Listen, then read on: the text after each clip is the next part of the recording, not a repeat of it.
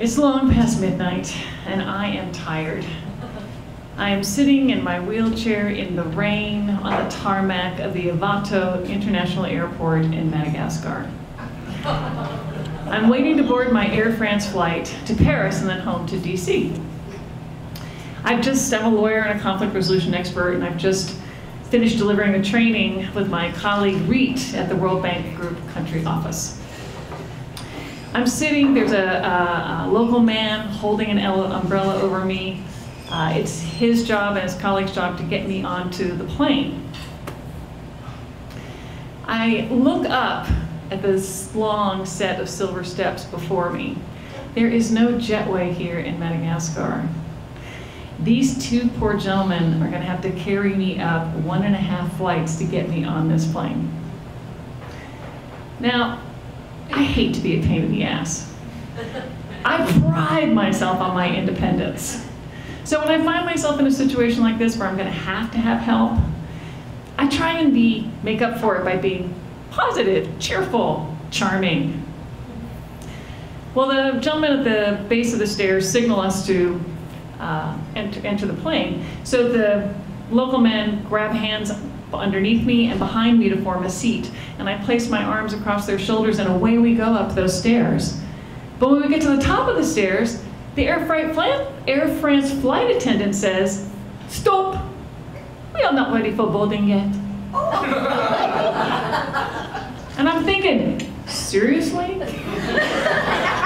You're gonna make these two guys hold me here? But I don't say anything. A few minutes go by and I say, "Can I get on the plane now?" "No." Well, I start feeling the men's arms tremble beneath me, right? So I'm like, well, could they just put me in the very first seat until you're ready for boarding? "No." So another 10 minutes go by, and now I feel the whole men's bodies shaking, right, with exertion. And I feel bad for them, and I'm scared that they're gonna drop me any second when finally the Air France flight attendant says, "You may board now." Well, we rush onto the plane, and these poor guys dump me in my seat. And Reet is looking out the window while the rest of the passengers board, and she says, "Anne, they're taking your personal wheelchair back to the terminal." So I get a hold of the purser, and after great commotion, they rescue my wheelchair, we get it on the plane, and I shake it off, because there are always some snafus when I travel. And I settle in for the 12-hour flight to Paris. Midway through the flight, I call the flight attendant and I say, "Excuse me, I need to use the bathroom. Can you please bring me the onboard aisle chair?" And she says, "But you just knocked in the paperwork." "Okay, but I still need to use the bathroom." And she goes away. And she comes back with a piece of paper, the manifest, and she points at my name and she slides her finger across and she says, "See, it says right here that you are a level C handicapped. That means you can walk."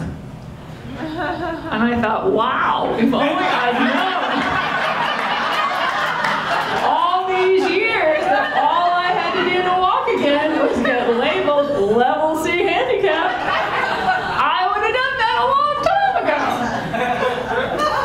But I say, you know what? Regardless of what that piece of paper says, I can't walk. Perhaps you noticed them carrying me on the plane. I need the aisle chair.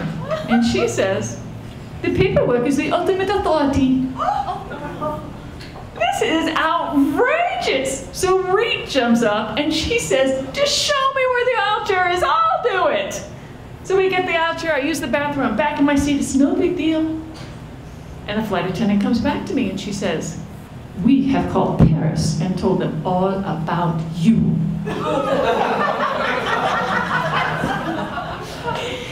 Okay. I was trying to stay positive. I say, great, they're gonna have 6 hours to get ready for me. So we land in Paris and I say, "Please make sure they bring my wheelchair up to the jetway."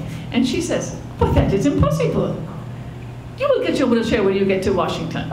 And I said, you know, first of all, it's not impossible. I mean, every other airline does it as standard operating procedure. Second of all, your people in Madagascar told me I could have my wheelchair at the jetway. And thirdly, they tagged the wheelchair for Paris.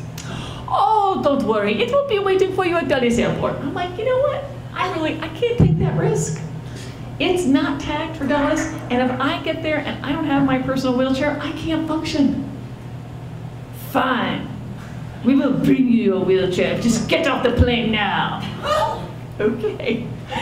So they put me in a people mover, they take me to another terminal, and then they tell me, you will have to go to baggage claim to get your wheelchair. I'm like, seriously, you're gonna make me go outside of security? Okay. But I tell them, listen, it's 1 o'clock, my connection's in at 2:30, so we gotta make this happen. So we get to baggage claim, and we wait, and we wait. And I say to the baggage claim guy with us, can you tell me where my wheelchair is?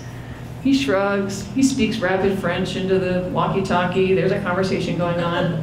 Reed, who speaks French, says to me, they can't find it. So I'm like, oh, I'm so angry, but I am completely at their mercy, right? I mean, until I get back to DC with my wheelchair, I don't say anything. But I do say to Reed, listen, man, you can still make the flight, save yourself and go. And she said, no, I'm not leaving you with these crazy people. You're a friend. So we miss our flight. They finally bring it out like half hour after it leaves, and we go back up to the center of the Charles de Gaulle Airport, to the great big Air France customer service desk. And there's this tall woman behind the counter, blonde, hair in a French twist, of course. And she says, there are no more flights to Dulles. You will have to purchase a new ticket for tomorrow. And I said, well, why do I have to purchase a new ticket? Because it is your fault you missed your connection. And I said, no, you lost my wheelchair. Madam, you insisted you must have your wheelchair. So Reed pulls out her cell phone and calls our travel agent at American Express, right? And starts complaining. The Air France lady leans over the counter, grabs Reed's phone out of her hand, speaks into it. Don't worry, I'm handling anything. Click, hangs up. And then she turns to me and says, there will be $4,230 for your one-way ticket tomorrow. Cash or credit card? I'm like, all right, that's it. This bitch is going down. I may have special needs. And it's my mistake for thinking I have to apologize about that. So I dig down into all my legal and conflict resolution expertise. And I take a deep breath. And I say to that woman, you arrogant, ignorant witch! I am not buying another ticket. You are going to give us 2 new tickets, hotel and meal vouchers, or I am going to sit here and scream my head off until you do! She goes silent. In fact, everybody in the center of Charles de Gaulle Airport pauses and looks in our direction. It's like the whole airport's waiting, holding its breath to see what she's going to do. Finally, she slowly turns towards the computer and starts tapping. And then there's the musical sound of the printer as 2 tickets, hotels and meal vouchers, come spitting out. She puts them in an envelope, slides it across the counter to me and says, bon voyage.